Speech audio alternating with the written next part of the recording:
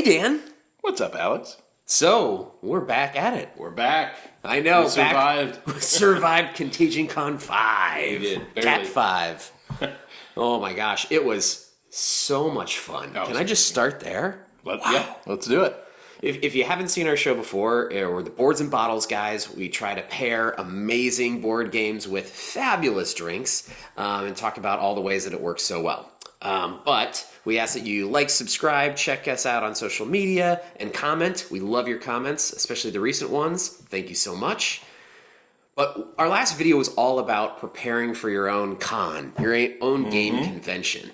And we just got done with ours. We had so much energy going in, and I think we're both a little tired. Yeah, it wiped us out. It took a lot out of us. It did. It was a blast. I mean, it was so worth it. And I think things went to plan. Like we talked about how you have to build in space and you have to be prepared for things to not go your way. And I think we felt a little of that. Oh, definitely. Yeah, I mean, and like we said last video, like there's some stuff that's going to be amazing. There's some stuff that you're not even going to think is worth your time. And it's going to be some of the stuff that you guys talk about for forever. So one thing I didn't mention in the first video, I'm mentioning now, is how important it is to do like exit surveys, especially when you're trying any new venture. Those surveys are so valuable. So I did that for the whole group. Pretty much everybody responded. It was fabulous. And the pouring in of responses was what I loved, because I had some questions for the group, like how do we morph this?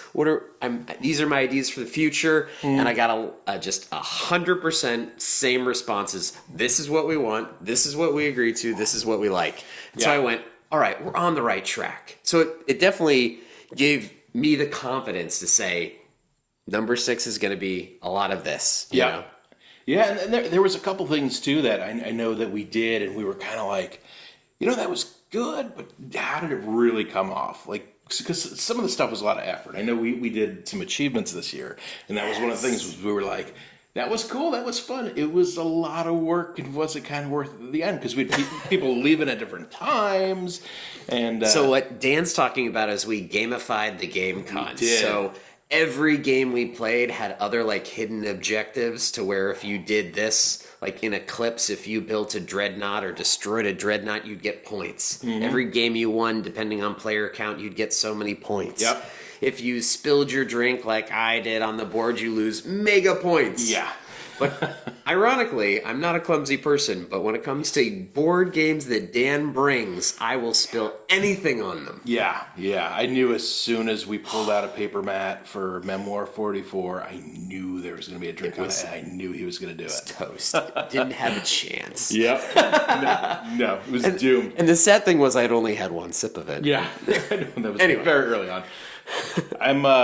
I feel weird. We're talking. I'm gonna pour a little whiskey here. Ooh, I think I will join you. We're gonna talk about what this one is in a little bit, but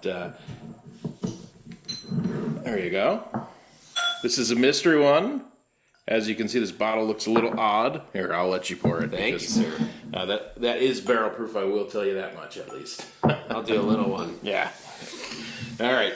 So let's talk real quick. What actually did we play? I mean, we talked a little bit about having some capstone games. What were our capstone games that come? So we started with Memoir 44. That was just above and beyond the favorite last year that we played. And playing it with 8 people, we had 9. So we had Dan teaching it this year. He sat out. But I think you had so much fun working through it. It was a great time. It was a great time. We had a bunch of new guys, and what we did last year was we did kind of the intro Overlord mission that comes in the Memoir base box. Very, very simple. We thought it was super unbalanced. And this year, the guys were like, we want to get more. We want to get more cool stuff. We want to play more cool stuff. Well, we had like 3 or 4 new guys to Memoir, and it was a little bit rough in the rules piece of it. But it still went off great. It was good. I gave it a thumbs up. Everybody who played it, even for the first time, said that they thought it was such a blast. It is. Of course, somebody brought all the like traditional period helmets and stuff like that, so you felt like you were part of the war, and there was using the accents of the different countries, butchering them, of course. You know, none of us are exceptional at this, so Right. it was just great to kind of get into character of the game, silly fun with your friends, and it just Absolutely. takes the gaming experience to the next level. Yep. So it was a blast. So that was game one. That was first night. When everybody got there, we did a little opening ceremony, and we played that as our first capstone game. Yep. Just to let everybody know, set the tone for the event. Yep. But day two, we took on what one of our friends really wanted to play a 4X game, and we were not going to do TI4, but Eclipse came out with a couple new ones to bring it up to new species to bring it up to 9, and we definitely gave that a try at 9, and that was another part of the exit survey. Yeah, we had what, 3 new players to that, I think, and where we said no, we're not going to play TI4. That's not because we dislike TI4. No, our group loves TI4. We love it, love it, love it. It's just with the convention, we really had one full day with everybody there, which was Saturday. Some of the guys had to leave Sunday night, so we had like a day and a half of full people. We don't want to spend a full day of that playing TI4. That's why we settled on Eclipse. Eclipse tends to run a little quicker. It does. And I think in our first video, we were talking about how we tried to stray away from games that were going to be 3.5 hours where everybody was watching. And so we were excited about Eclipse because in this 9-player version, one person has the start player token, but across the table, somebody else has kind of like the B token. Yes. And they kind of move around so both actions are happening.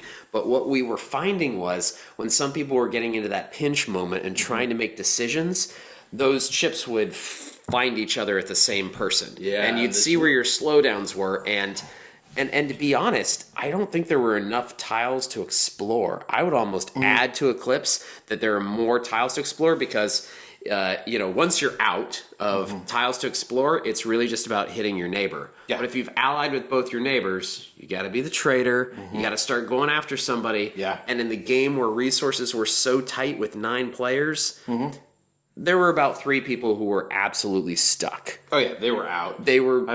I couldn't get out of my home base. The other thing, if you guys have played Eclipse before, you know that when you play, you've got your base, and there's typically 2 tiles between you and your neighbor. This one, I think there was like 1 tile between you and your neighbor. So you had to really like position it so they couldn't just snipe you. But then they positioned you, and they could position you out, and then you're stuck. And it still love Eclipse. I don't think that capstone game hit, and I think the survey backed it up. Yeah, and we all had fun to some extent, but We did. It was more like, ooh, that's done. Let's get on to something else. I'm glad we played it. Glad I got it under my belt, but let's get on. Yeah. And then our final capstone game was Rising Sun, and that's the one I mentioned last time. I was really excited about it because Dan came up with some fabulous rules to blend the game and make it 2 boards, because it's traditionally up to 5 players. Yeah. So he and I both have the Daimyo edition, which is the Daimyo box. It's ridiculous. Cool edition, yeah. But we got out our neoprene mats and set them up on 2 different tables, and definitely check in the comments because we're going to post where it's located on BGG for you. We'll upload the rules for it. We're calling it kaiju-sized edition. And it was a lot of fun. I don't want to take all the credit for it. Alex and I talked about it, kicked around some ideas. I put the ideas down on paper, and I went very ambitious with it. And Alex was like, no.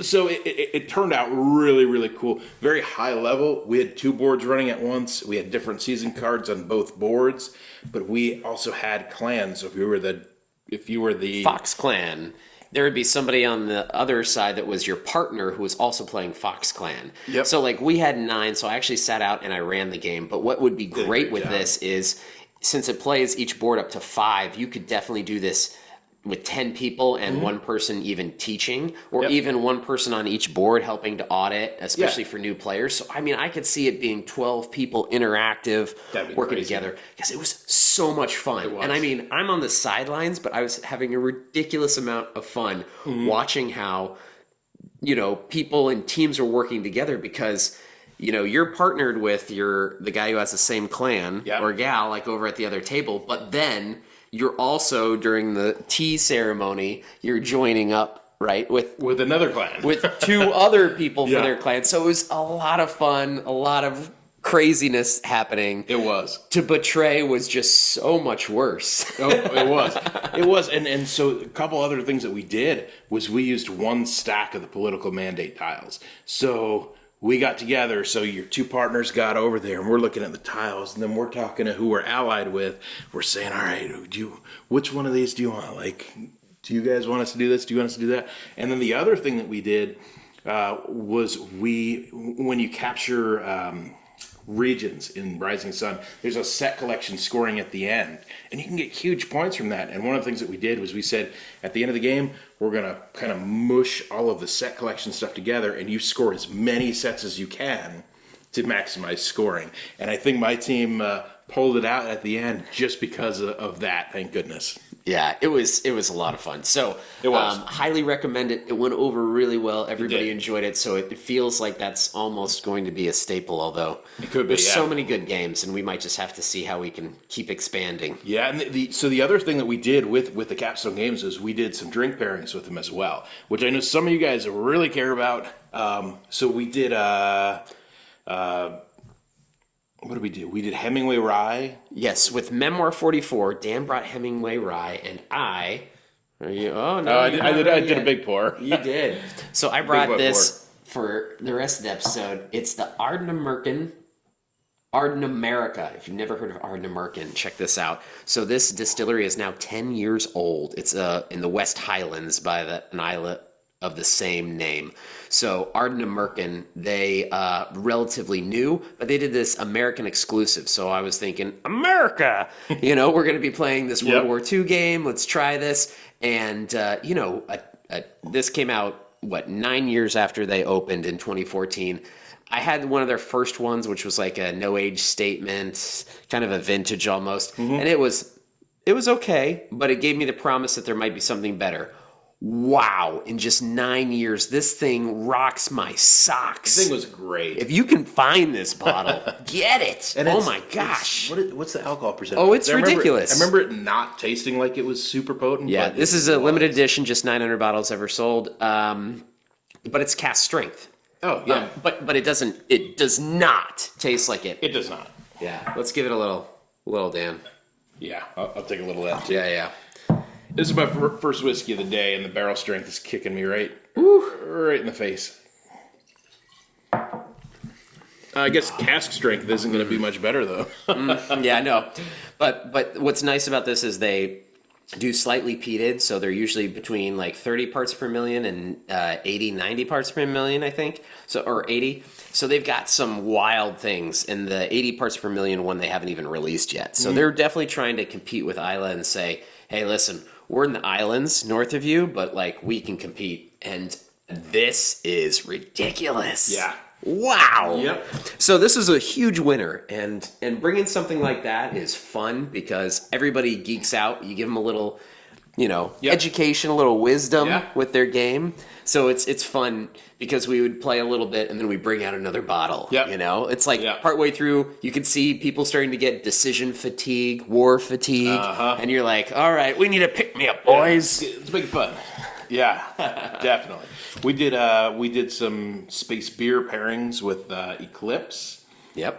One of our achievements was have an adult beverage before noon, and I think that was like maybe 10 a.m. that we were cracking into those. That was great as well. It was fun because we just made all kinds of things. All kinds of things had points. Yeah.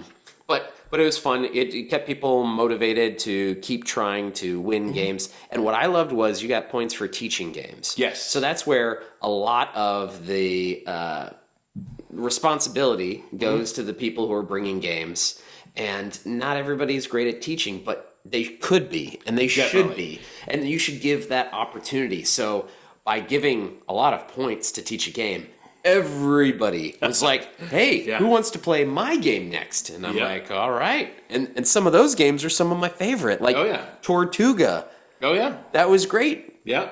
Good buddy Keaton, he came out and was like, let's play Tortuga 1667. And that was turned out to be a big hit for me. Yeah. I mean, teaching games is hard, but it's great to have some of those guys that don't typically teach games on a game night step forward and be like, Yeah. I'm gonna give this a chance. Yeah, it was fabulous. Absolutely fabulous. Yeah. But beyond the capstone games, man, do you... Oh, wait, no. We got to talk Rising Sun quick. Oh, yeah. So we did Rising Sun. There's the 3 ages in Rising Sun. Mm-hmm. We did 3 drinks in Rising Sun, just like the Blood Rage thing. So we did, I think you brought out a... Sake bombs? We talked about it last episode. Bombs, yep. It started with the sake bombs. We did the wonderful Kaio. Was so good. And then my drink sucked. I hyped it up last time. It was not good. I tried to do a mix between a kamikaze and a green tea shot.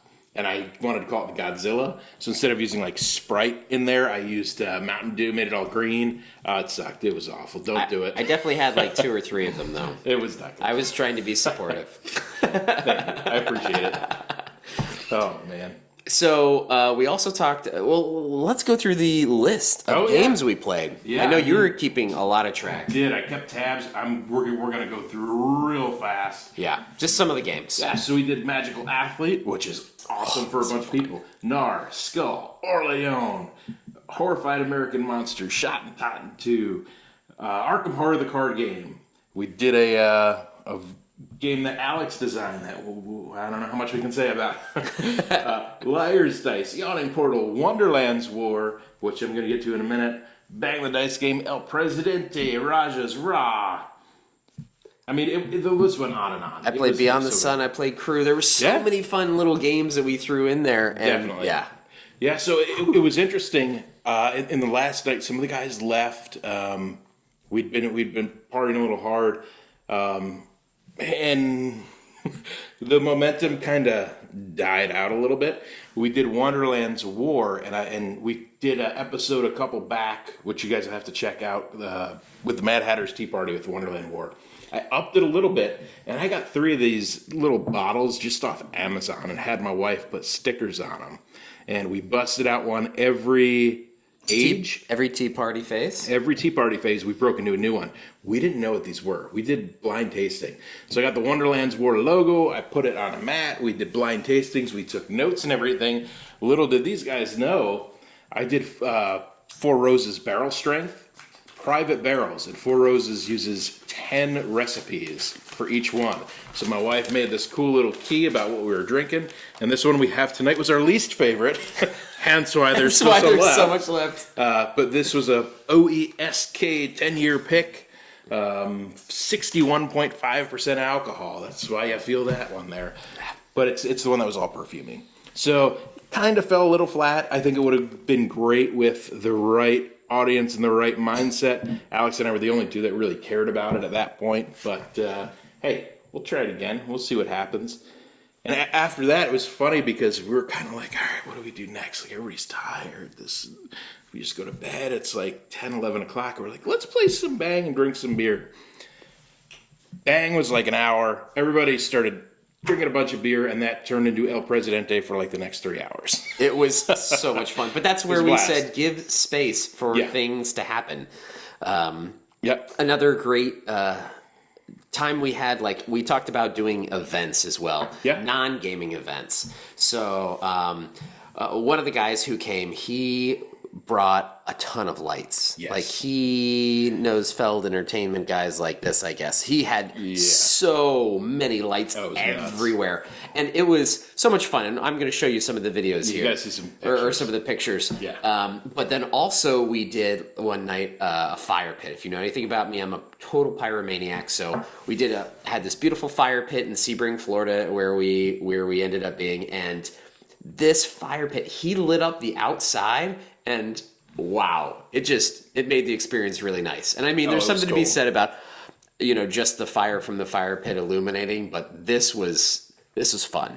It was. I mean, there was like a canopy of trees, like with moss and everything hanging down.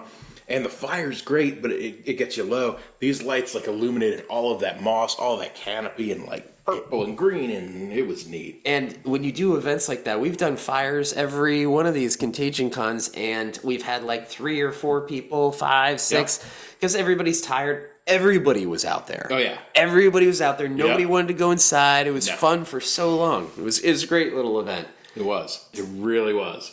I talked about kind of one-upping yourself. And so this year I made it all-inclusive, meaning all the meals were pretty much prepared and set for us. It took a lot of planning, and, it was kind of, you kind of get a little scary around the budgeting, when you're not always sure, because we took everybody out to a steak dinner. Yeah. And that place was fun. Cowpokes, if you're ever in Sebring, Florida, was a lot of fun. I was. thought there was going to be not karaoke, but line dancing, but neither of us Yeah. were correct, and there was none of that. No. So we sat in the back room, but we had tomahawk steaks aplenty. nuts. It was crazy. I think Yeah. there were like 3 on the table. Oh, yeah. It was crazy. Everyone had a good time. Ate, drank, had fun. It was nice to have that meal. Everybody agreed that it was just great to get out of the house for a minute and have a really well catered meal, and then back at it. Yep. Oh, it was so good. It was. It was a lot of fun. Yeah, we did the fire night. We did the cowpokes evening. It was a lot of fun. Yeah, we had a great time. And we ended up staying a little bit longer where we thought we had to get out early, but then we stayed a little bit. Yeah. So we played a couple more games and then headed home. Yep. So it was just all around. A lot of fun, great time. Appreciated Ryan's lights. That dude knows how to light it up. Yeah, they were a lot of fun. So, I mean, what did you get out of the board game weekend? What was, what were your favorite moments? What? Success! That's how I think about it. Yeah, definitely. I always like to find something new and different and exciting. And again, the exit surveys were kind of new for me, and it just confirmed everything I wanted to know about where I'm headed with the event for future years. And the fact that everybody's on board with it. Yeah.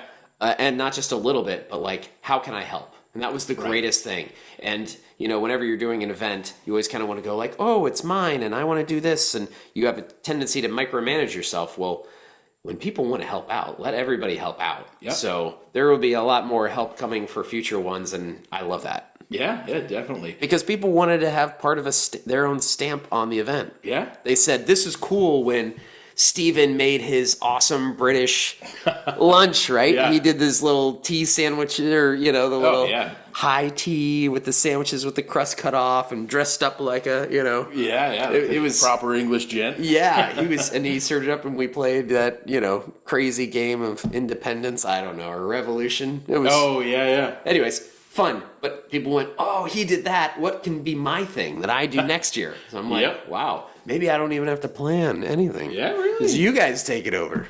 Sometimes you got to reel some people in. Yeah. For me, I thought one of the coolest things was we had a couple newer guys to the game group that we know them. I mean, we see them Wednesday nights, and we've seen them for a couple months. But to see them kind of on a longer basis over a longer period, and seeing them a little more cut loose, that was really cool, and it just solidified the fact that those guys belong here. Yeah, and when you play routinely together with a group, you have inside jokes and stories and things like that, but nothing like when you start having a game weekend. Right. When you're away from the day-to-day, when you can actually go and have fun, let loose together, where you don't have to go home and take out the trash or have to help with homework or whatever this thing might be, mow your lawn. Yep. This is just, you're there for one purpose, and that's to have fun with others in game. And then that's what we did, and now there's so many stories, so much excitement. It's you so remember, much fun. You remember Sebring, Parts of it.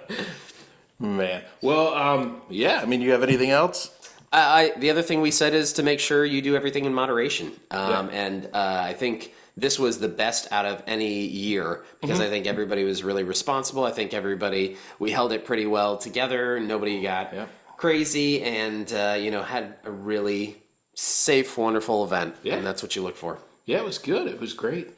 If you guys have any board game weekend memories that you want to share with us, We'd love it. yeah, please let us know. If you have any suggestions based on anything you hear about how to make our weekend better, we're always down to listen. I mean, we're constantly improving. Every year it gets better. All right. To next year, year 6. What do we say, Dan? Game hard, drink responsibly. Cheers, folks. Cheers.